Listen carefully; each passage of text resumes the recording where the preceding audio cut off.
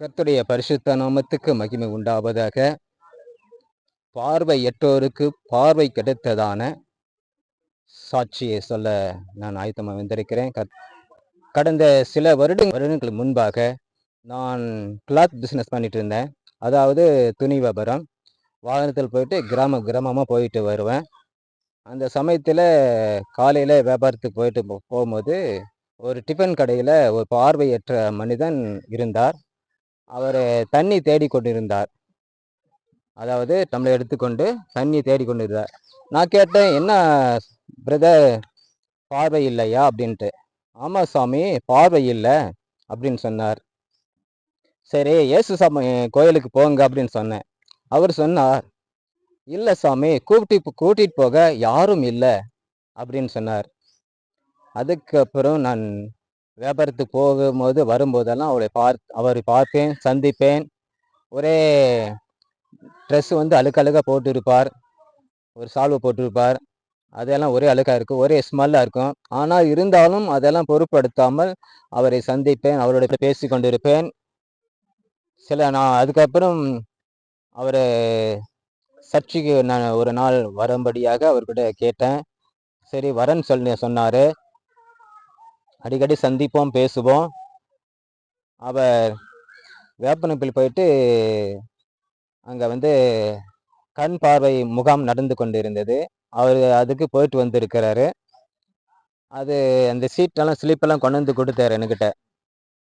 இது பார்வை கிடைக்கிறதுக்காக நான் போயிருக்கிறேன், அதை வர சொல்லிக்கிறாங்க ஆப்ரேஷனுக்காகன்னு சொன்னார்.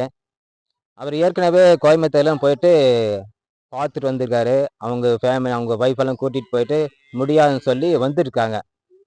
ஆனால் நான் சொன்னேன், ஏசப்பா சர்ச்சுக்கு வந்தீங்கன்னா குணமாயிடும் அப்படின்னு சொன்னேன். அவர் வேப்பன்பள்ளி போயிட்டு அங்கே முகாம் நடந்ததால் அந்த முகாம் கலந்து கொண்டு அங்கே செக் பண்ணி பார்த்துருக்காங்க.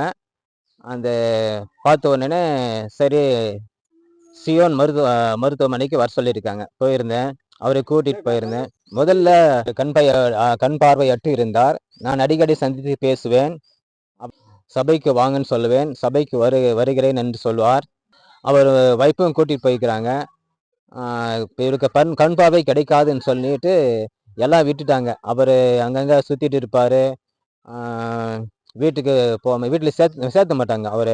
அவருக்கு பார்வை கிடைக்கல, அதனால அவர் விட்டுருவாங்க. அவர் அங்கங்கே போயிட்டு கடையில் போயிட்டு ஏதாவது கஸ்டமர் கொடுக்கறத சாப்பிட்டு கொண்டு இருப்பார்.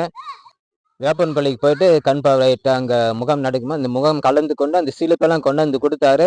அதை நான் முதல்ல ஹாஸ்பிட்டல் போகல, முதல்ல வந்து அவரை நம்ம கிரேஸ் சபைக்கு கூட்டிகிட்டு வந்து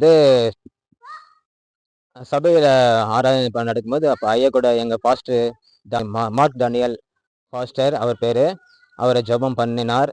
அதுக்கப்புறம் நான் அவங்க வெளியே நின்றுட்டு இருந்தாரு. ஒரு டாக்டர் அம்மா சொன்னாங்க, இவரை சீக்கிரம் மருத்துவமனைக்கு கூட்டிகிட்டு போங்க அப்படின்னு சொன்னார். அதுக்கப்புறம் நான் சியோன் மருத்துவமனைக்கு மருத்துவமனைக்கு கூட்டிகிட்டு போனேன். அங்கே எல்லாம் டெஸ்ட் பண்ணி பார்த்து ஆப்ரேஷன் நடந்தது, நல்ல பார்வை கிடைத்தது. மறுபடியும் சபைக்கு கொண்டு வந்தேன், அவர் சாட்சி சொன்னார். அதுக்கப்புறம் இன்னொரு கண்ணும் பார்வை போயிட்டுது, அதுக்கும் ஆப்ரேஷன் நானும் கூட்டிகிட்டு போயிட்டு ஆப்ரேஷன் பண்ணி வந்து கொண்டு வந்து விட்டோம். இப்போ நல்லா இருக்கிறாரு. கர்த்தருடைய பரிசுத்த நாமத்துக்கு மகிமை உண்டாவதாக.